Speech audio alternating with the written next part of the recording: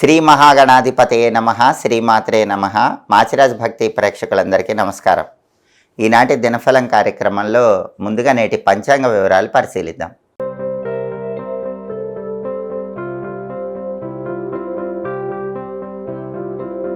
December 16 మంగళవారం దినఫలాన్ని పరిశీలిస్తే ద్వాదశి తిథి రాత్రి 11:57 వరకు ఉంది.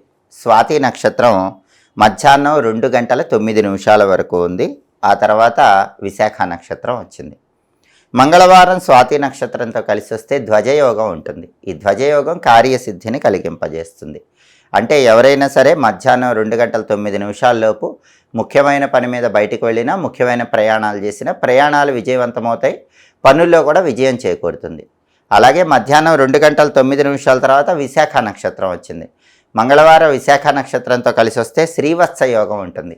ఈ శ్రీవత్స యోగం అనేది మీ పనుల్లో విశేషమైన లాభాన్ని కలిగింపజేస్తుంది. ఆర్థిక పరంగా లాభం చేకూరుతుంది, పనుల్లో అనేక రకాలుగా లాభం చేకూరుతుంది. కాబట్టి మంగళవారం అయినప్పటికీ కూడా ధ్వజయోగము, శ్రీవత్స యోగం 2 యోగాలు కూడా అనుకూలమైన యోగాలు, అద్భుతమైన యోగాలు ఉన్నాయి. కాబట్టి 12 రాశుల వాళ్ళు ముఖ్యమైన పని మీద బయటికి వెళ్ళినా, ముఖ్యమైన ప్రయాణాలు చేసినా తలపెట్టిన పనులు విజయవంతంగా పూర్తి చేసుకోవచ్చు, పనులన్నింటిలో విజయప్రాప్తిని అందిపుచ్చుకోవచ్చు. అలాగే నక్షత్ర బలాన్ని బట్టి కొన్ని ముఖ్యమైన పనులు చేసుకోవాలి. దాంతోపాటు ఈనాటి దినఫలం కార్యక్రమంలో గ్రహాల స్టేటస్ రాశిచక్రం చార్ట్లో మనం పరిశీలించుకొని దాన్ని బట్టి కూడా నిర్ణయాలు తీసుకుంటే అద్భుత ఫలితాలు కలుగుతాయి.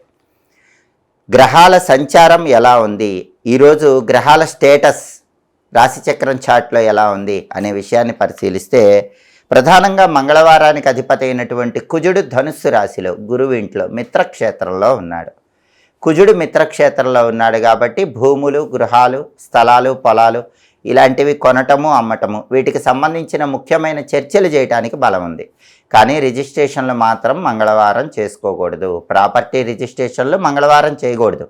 కానీ ప్రాపర్టీ రిజిస్ట్రేషన్స్కి సంబంధించిన ముఖ్యమైన చర్చలు చేసుకుని కీలకమైన నిర్ణయాలు తీసుకోవటానికి మాత్రం ఈ కుజుడి మిత్రక్షేత్ర స్థితి అద్భుతంగా యోగిస్తుంది. అలాగే రియల్ ఎస్టేట్ రంగంలో ఉన్న వాళ్ళు ఇంపార్టెంట్ డీలింగ్స్ చేసుకోవటానికి కూడా కుజుడి మిత్రక్షేత్ర స్థితి అనుకూలిస్తుంది. సోదరులతో ఉన్న గొడవలు చర్చల ద్వారా పరిష్కరించుకోవటానికి కూడా కుజుడి ధనుస్సు క్షేత్ర స్థితి అద్భుతంగా యోగిస్తుంది. అలాగే స్వాతి నక్షత్రానికి అధిపతి అయిన రాహువు కుంభరాశిలో శని ఇంట్లో మిత్రక్షేత్రంలో ఉన్నాడు. కాబట్టి 12 రాశుల వాళ్ళు విదేశాలకు వెళ్ళటానికి చేసే అన్ని ప్రయత్నాల్లో మంచి అనుకూలత కనిపిస్తుంది. స్నేహితులతో కలిసి కీలకమైన నిర్ణయాలు తీసుకున్న, స్నేహితులతో కలిసి ముఖ్యమైన కార్యక్రమాలు ప్రారంభించిన వాటన్నిటిని విజయవంతం చేసుకోవచ్చు.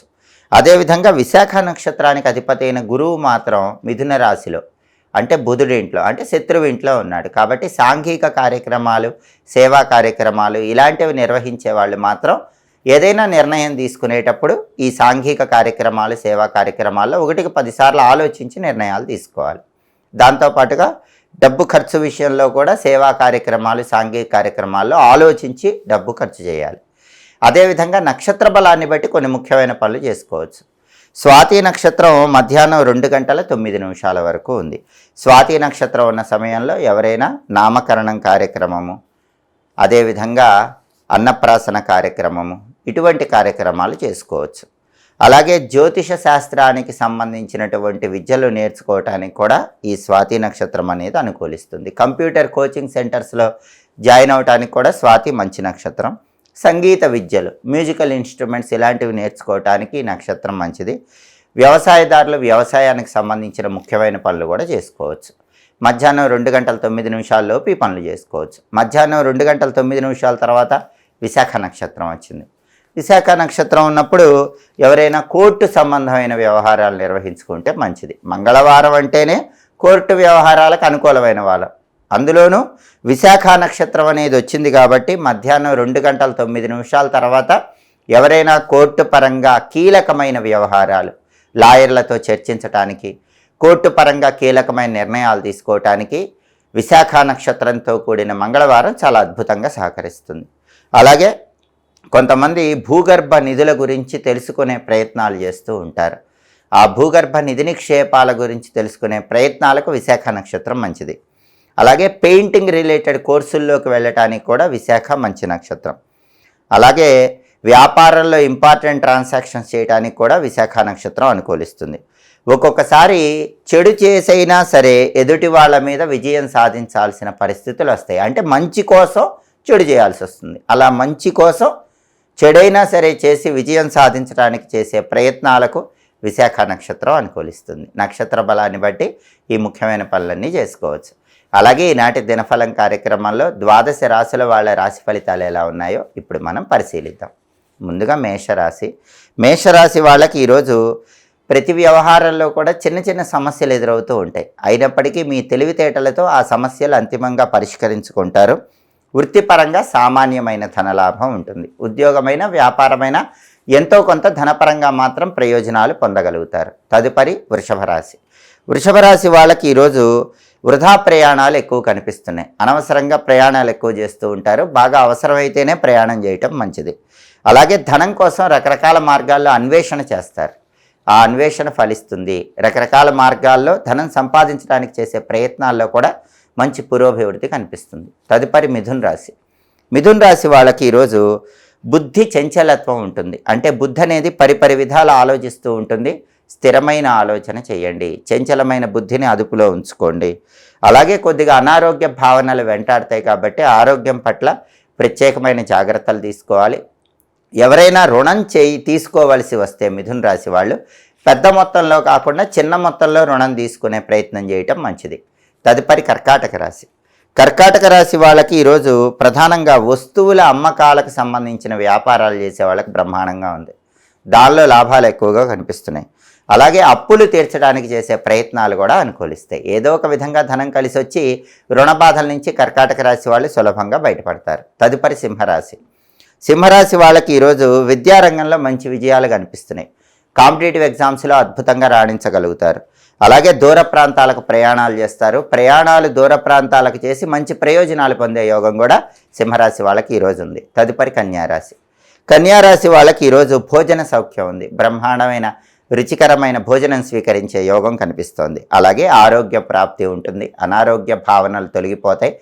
ఆరోగ్యపరంగా చక్కగా ఉపశమనం అనేది కనిపిస్తుంది. అలాగే ధనలాభం కూడా కన్యారాశి వాళ్ళకు ఉంటుంది. ఆదాయ మార్గాలు పెరుగుతాయి. తదుపరి తులారాశి. తులారాశి వాళ్ళకి ఈరోజు కొద్దిగా శారీరక బాధ ఉంటుంది. కాబట్టి శారీరకంగా ఆరోగ్యం పట్ల ప్రత్యేకమైన శ్రద్ధ వహించాలి. అలాగే ఉద్యోగపరంగా పురోభివృద్ధి కోసం చేసే ప్రయత్నాలు అనుకూలిస్తాయి. కొంత రుణ బాధలు వెంటాడుతున్నప్పటికీ కూడా ఏదో ఒక విధంగా ధనం కలిసి వచ్చి ఆ రుణ బాధల నుంచి బయటపడగలుగుతారు. తదుపరి వృశ్చిక రాశి. వృశ్చిక రాశి వాళ్ళకి ఈరోజు ప్రధానంగా కుటుంబ సమస్యల వల్ల కొంత అలజడి అనేది కనిపిస్తూ ఉంటుంది. అటువంటప్పుడు మీ సమయస్ఫూర్తితో మీ తెలివితేటలతో ఆ కుటుంబ సమస్యల నుంచి బయటపడే ప్రయత్నం చేయండి. అదేవిధంగా వృత్తిపరంగా కూడా ఏవైనా రుణాలు ఉన్నట్లయితే ఆ రుణాలు తీర్చడానికి ధనం కోసం ప్రయత్నం చేయండి. ధనం అనేది కలిసి వస్తుంది. వృత్తిపరంగా ఉన్న రుణాల నుంచి వృశ్చిక రాశి వాళ్ళు సులభంగానే బయటపడగలుగుతారు. తదుపరి ధనుస్సు రాశి. ధనుస్సు రాశి వాళ్ళకి ఈరోజు వృత్తిపరంగా ధనలాభం బాగుంది. ఉద్యోగమైన వ్యాపారమైన ఆదాయ మార్గాలు పెరుగుతాయి. ధనపరంగా బాగా కలిసి వస్తుంది. అలాగే ధనుసు రాశి వాళ్ళు ఈరోజు ఏ కొత్త పని ప్రారంభించినా ఆ కొత్త పనిలో మంచి విజయాలు అందిపుచ్చుకోగలుగుతారు. తదుపరి మకర రాశి. మకర రాశి వాళ్ళకి ఈరోజు వినోదపరమైన కార్యక్రమాల్లో పాల్గొనే యోగం ఎక్కువగా కనిపిస్తుంది. ఉల్లాసంగా కాలాన్ని గడుపుతూ ఉంటారు. ధనాన్ని ఎక్కువగా ఖర్చు చేస్తూ ఉంటారు. విలాసాల కోసం ధనాన్ని ఎక్కువగా ఖర్చు చేస్తారు కాబట్టి వృధాగా ధనం ఖర్చు అయ్యే సూచనలు ఉన్నాయి. కాబట్టి డబ్బు ఖర్చు విషయంలో మకర రాశి వాళ్ళు ఈరోజు కొంచెం జాగ్రత్తగా ఆలోచించి ఖర్చు చేసుకోండి. అలాగే ఈరోజు మకర రాశి వాళ్ళ కొన్ని వ్యవహారాల్లో మాత్రం మానసిక ఆందోళన ఉంటుంది. దాని నుంచి బయటపడే ప్రయత్నం చేయండి. ప్రశాంతమైన మనస్సుతో నిర్ణయం తీసుకుంటే అన్ని అనుకూల ఫలితాలు వస్తాయి. తదుపరి కుంభరాశి. కుంభరాశి వాళ్ళకి ఈరోజు చెడ్డ పనుల పట్ల ఆసక్తి పెరుగుతూ ఉంటుంది. కాబట్టి ఏవైనా చెడు పనులు చేయాలనే ఆలోచనలు వస్తే వెంటనే వాటిని తుంచేయండి. వాటిని పక్కన పెట్టండి. సరైన దిశగా ఆలోచనలు చేసే ప్రయత్నం చేయండి. అలాగే పార్ట్నర్షిప్ వ్యాపారాలు చేసే వాళ్ళకి మాత్రం కుంభరాశి వాళ్ళకి ఈరోజు పార్ట్నర్స్తో కొద్దిగా గొడవలయ్యే అవకాశం ఉంది. కాబట్టి పార్ట్నర్స్తో కొంచెం జాగ్రత్తగా వ్యవహరించడం మంచిది. అలాగే కొన్ని వ్యవహారాల్లో మానసికంగా ఒత్తిడి ఉన్నప్పటికీ మీ సమయస్ఫూర్తితో ఆ ఒత్తిడి నుంచి సులభంగా బయటపడగలుగుతారు. తదుపరి మీనరాశి. మీనరాశి వాళ్ళకి ఈరోజు సామాన్యమైన ధనలాభం ఉంది. ఎంతో కొంత ధనపరంగా ప్రయోజనం పొందుతారు. రాజదండన కనిపిస్తోంది. అంటే పనిచేసే చోట ఉద్యోగంలో పై అధికారులు మిమ్మల్ని కొద్దిగా ఇబ్బంది పెట్టే అవకాశం, మీకు ఏదైనా పనిష్మెంట్ ఇచ్చే అవకాశం ఉంది. కాబట్టి పై అధికారులతో బాస్తో వ్యవహరించేటప్పుడు ఉద్యోగంలో మీనరాశి వాళ్ళు ఈరోజు కొంచెం అప్రమత్తంగా వ్యవహరించడం మంచిది. 12 రాశుల వాళ్ళు అనుకున్న పనులు అనుకున్నట్లు పూర్తి కావాలంటే ఈరోజు సూర్యుడు ధనుస్సు రాశిలోకి ప్రవేశిస్తున్నాడు కాబట్టి ధనుస్ సంక్రమణం జరుగుతోంది కాబట్టి ఓం ధనుస్ సంక్రమణ రవయే నమః అనే మంత్రాన్ని 12 సార్లు చదువుకొని పని మీద బయటికి వెళ్ళండి. ఓం ధనుస్ సంక్రమణ రవయే నమః ఈ మంత్రం చదువుకొని వెళితే అద్భుత ఫలితాలు కలుగుతాయి.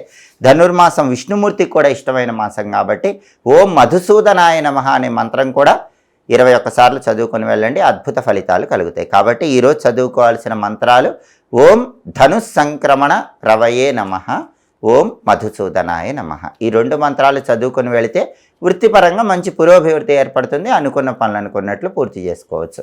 అలాగే మంగళవారం కాబట్టి ఉదయం 6 నుంచి 7 మధ్యలో, మధ్యాహ్నం 1 నుంచి 2 మధ్యలో, రాత్రి 8 నుంచి 9 మధ్యలో కుజహోర ఉంటుంది. ఈ కుజహోర ఉన్న సమయంలో అప్పులు తీర్చండి. అప్పులు తీరిస్తే మళ్ళీ అప్పులు చేయాల్సిన అవసరం రాదు.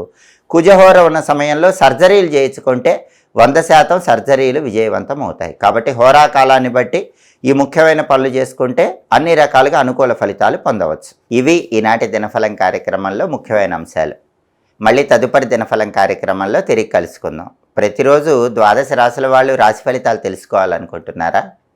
నక్షత్రం బట్టి ఏ పనులు చేస్తే అదృష్టం కలిసి వస్తుందో తెలుసుకోవాలనుకుంటున్నారా?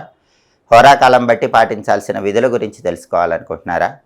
యోగాన్ని బట్టి ప్రయాణాలు చేయవచ్చో చేయకూడదో, ఒకవేళ చేస్తే ఎలాంటి పరిహారం చేసుకొని ప్రయాణం చేయాలో తెలుసుకోవాలనుకుంటున్నారా?